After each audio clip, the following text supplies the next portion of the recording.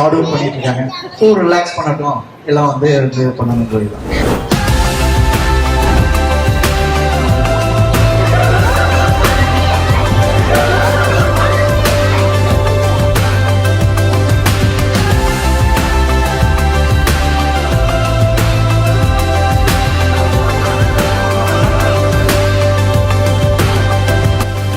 ஒரு family gathering தான், it's not an event, ஒரு ஃபேமிலி கேதரிங் அப்படி திருப்பி திருப்பி சொல்லிட்டே இருந்தாங்க.